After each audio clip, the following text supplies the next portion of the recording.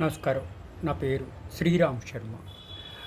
ఆయన కర్ణాటక రాష్ట్ర ప్రభుత్వంలో మంత్రిగా ఉన్నారు.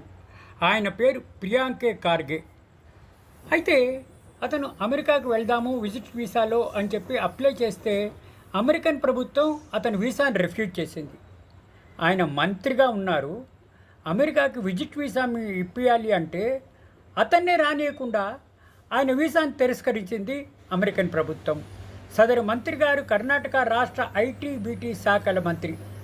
అతను అఫీషియల్ డ్యూటీ ప్రకారము అమెరికా వెళ్దామని వీసా కోసం అప్లై చేస్తే అమెరికన్ ప్రభుత్వం నిరాకరించింది అతనికి వీసా ఇవ్వకుండా. సదరు మంత్రి గారు అమెరికాలో శాన్ ఫ్రాన్సిస్కోలో బూస్టన్లో డిజైన్ ఆటోమేటిక్ కాన్ఫరెన్స్ కోసం వెళ్ళవలసి ఉంది. కానీ అమెరికన్ ప్రభుత్వం అతనికి వీసా ఇవ్వకుండా నిరాకరించింది. సదరు మంత్రి గారు కాంగ్రెస్ పార్టీ ప్రెసిడెంట్ మల్లికార్జున ఖార్గే గారి కుమారుడు. అసలు అతనికి ఎందుకు వీసా ఇవ్వలేదు అన్నది ఇంకా రీజన్ తెలీదు, ఇంకా సందిగ్ధంగానే ఉంది. ఎవరికి ఏం తెలియట్లేదు ఎందుకు వీసా రిఫ్యూజ్ చేశారో చూడాలి మరి.